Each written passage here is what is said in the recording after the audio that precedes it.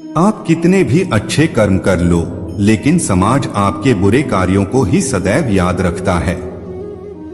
इसलिए लोग क्या कहेंगे यह सोचने से बेहतर है कि आप अपना कर्म करें। जन्म लेने वाले के लिए मृत्यु उसी प्रकार निश्चित है जितना कि मरने वाले के लिए जन्म लेना।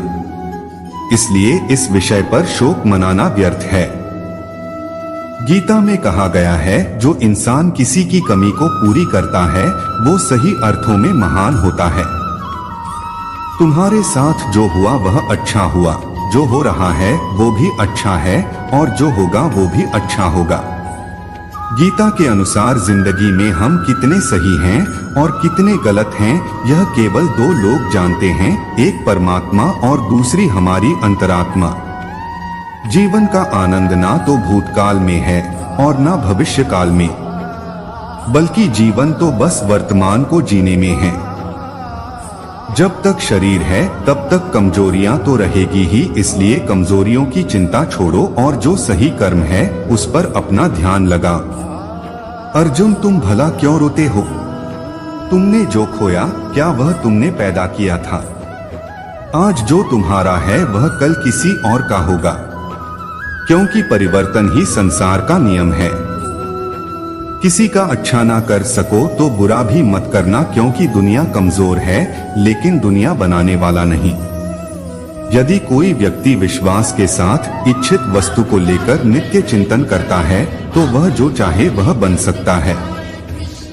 सच्चा धर्म यह है कि जिन बातों को इंसान अपने लिए अच्छा नहीं समझता उन्हें दूसरों के लिए भी प्रयोग ना करें। कोई भी व्यक्ति अपने विश्वास से बनता है। वह जैसा विश्वास करता है उसी अनुरूप बन जाता है। मन अशांत है और उसे नियंत्रित करना कठिन है, लेकिन अभ्यास से इसे वश में किया जा सकता है। मेरे लिए समस्त प्राणी समान हैं।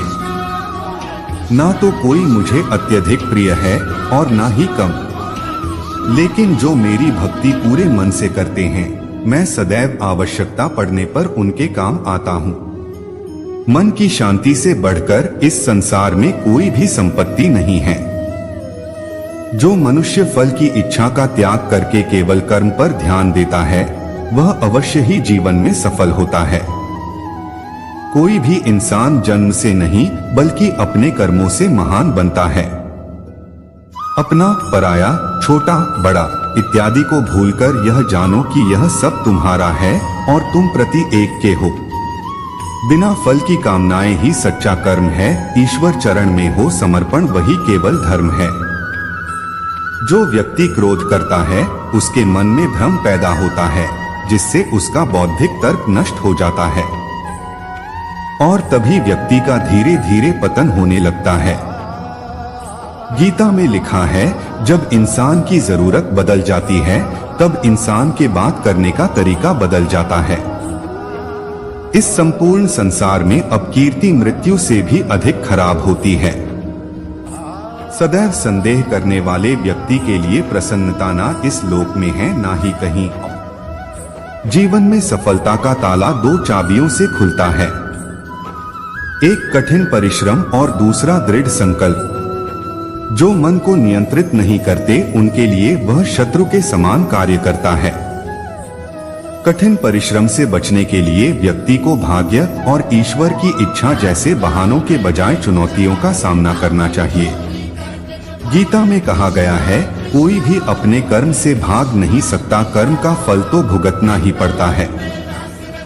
मनुष्य को अपने कर्मों के अच्छे और बुरे फल के विषय में सदैव सोचकर चिंताग्रस्त नहीं होना चाहिए। मनुष्य अपने विश्वास से निर्मित होता है, जैसा वह विश्वास करता है वैसा वह बन जाता है। जो मनुष्य प्रतिदिन खाने, सोने और आमोद प्रमोद के कार्यों में लिप्त रहता है वह नियमित तौर पर योगाभ्यास करके समस्त क्लेशों से छुटकारा पा सकता है। जब इंसान अपने काम में आनंद खोज लेते हैं तब वे पूर्णता प्राप्त करते हैं। श्रीमद् भागवत गीता का मुख्य उद्देश्य मानव कल्याण करना है। इसलिए प्रत्येक मनुष्य को सदैव मानव कल्याण की ओर अग्रसरित रहना चाहिए। जब भ्रमित अर्जुन कुरुक्षेत्र में सलाह के लिए अपने सारथी भगवान कृष्ण के पास गए तो भगवान कृष्ण ने कुछ तर्कसंगत दार्शनिक अवधारणाएं बताईं जो आज भी प्रासंगिक हैं।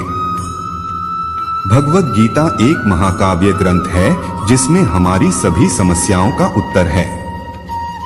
स्वतंत्रता आंदोलन के समय कई नेताओं के लिए प्रेरणा की पुस्तक थी। इन कुछ भगवद गीता संदेशों पर एक नजर डालें जिनका उपयोग आप अपने जीवन को सही रास्ते पर वापस लाने के लिए कर सकते हैं। माफ करना और शांत रहना सीखिए, ऐसी ताकत बन जाओगे कि पहाड़ भी रास्ता देंगे। व्यक्ति को अपनी इंद्रियों को वश में रखने के लिए बुद्धि और मन को नियंत्रित रखना होगा। जो होने वाला है वो होकर ही रहता है और जो नहीं होने वाला वह कभी नहीं होता। ऐसा निश्चय जिनकी बुद्धि में होता है उन्हें चिंता कभी नहीं सताती है। किसी भी व्यक्ति को ना तो समय से पहले और ना ही भाग्य से अधिक कुछ मिलता है, लेकिन उसे सदैव पाने के लिए प्रयत्नशील रहना चाहिए। इंसान हमेशा अपने भाग्य को कोसता है, यह जानते हुए भी कि भाग्य से भी ऊंचा उसका कर्म है जिसके स्वयं के हाथों में है।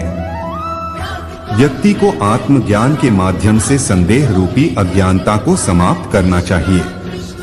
मैं उन्हें ज्ञान देता हूँ जो सदा मुझसे जुड़े रहते हैं और जो मुझसे प्रेम करते हैं। सत्य कभी दावा नहीं करता कि मैं सत्य हूँ, लेकिन झूठ हमेशा दावा करता है कि सिर्फ मैं ही सत्य हूँ। परिवर्तन संसार का नियम है। समय के साथ संसार में हर चीज परिवर्तन के नियम का पालन करती है। हालांकि मैं भूत, भविष्य और वर्तमान काल के तीनों जीवों को जानता हूँ, लेकिन मुझे वास्तव में कोई नहीं जानता है। संयम, सदाचार, स्नेह एवं सेवा ये गुण सत्संग के बिना नहीं आते। मनुष्य जिस रूप में ईश्वर को याद करता है, ईश्वर भी उसे उसी रूप में दर्शन देते हैं। अपने कर्तव्य का पालन करना ही प्रकृति द्वारा निर्धारित किया हुआ हो, वह कोई पास नहीं है। सज्जन व्यक्तियों को सदैव अच्छा व्यवहार करना चाहिए, क्योंकि इन्हीं के पद चिन्हों पर सामान्य व्यक्ति अपने रास्ते चुनता है। बुद्धिमान को अपनी चेतना को एकजुट करना चाहिए और फल के लिए इच्छा छोड़ देनी चाहिए। मन अवश्य ही चंचल होता है, लेकिन उसे अभ्यास और वैराग्य के माध्यम से वश में लाया जा सकता है। इंद्रियों की दुनिया में कल्पना सुखों की प्रथम शुरुआत है और अंत भी जो दुख को जन्म देता है। इस संपूर्ण संसार में कोई भी व्यक्ति महान नहीं जन्मा होता है, बल्कि उसके कर्म उसे महान बनाते हैं। जीवन में कभी गुस्सा या क्रोध ना करे, यह आपके जीवन के ध्वंस कर देगा। हे पार्थ, मैंने और तुमने अपने कर्तव्यों को निभाने के लिए धरती पर कई अवतार लिए हैं, लेकिन मुझे याद है और तुम्हें नहीं। वासना, क्रोध और लालच नरक के 3 दरवाजे हैं। जो मनुष्य जिस देवता की विश्वास के साथ भक्ति करता है, मैं उस व्यक्ति की उसी देवता में दृढ़ता बढ़ा देता हूँ। सभी काम छोड़कर बस भगवान में पूर्ण रूप से समर्पित हो जाओ, मैं तुम्हें सभी पापों से मुक्त कर दूंगा। कर्म करो, फल की चिंता मत करो, भगवद गीता का सबसे बुद्धिमान संदेश है। आज हम केवल पैसे, बेहतर घर, कार और सुरक्षित भविष्य के लिए काम कर रहे हैं। हम इतने लक्ष्य चालित हैं कि हम सब कुछ परिणाम के बारे में सोचकर ही करते हैं। यह एक ऐसी चीज है जिससे हमें बचना चाहिए, केवल इसलिए कि यदि अपेक्षाएं पूरी नहीं होती हैं तो दर्द अवश्यंभावी है। इसलिए काम करते रहें और बदले में कुछ भी उम्मीद न करें। जो व्यक्ति मैं और मेरा इत्यादि की भावना से मुक्त हो जाता है, उसे जीवन में शांति की प्राप्ति होती है। आत्मज्ञान की तलवार से काटकर अपने हृदय के अज्ञान के संदेह अलग कर दो। अनुशासित रहो, उठो और कार्य करो। जिस प्रकार से प्राकृतिक मौसम में बदलाव आता है, ठीक उसी प्रकार से जीवन में भी सुख दुख आता रहता है। वह कभी स्थायी नहीं रहते हैं। इस जीवन में ना कुछ खोता है, ना व्यर्थ होता है। जो लोग परमात्मा को पाना चाहते हैं वह ब्रह्मचर्य का पालन करते हैं।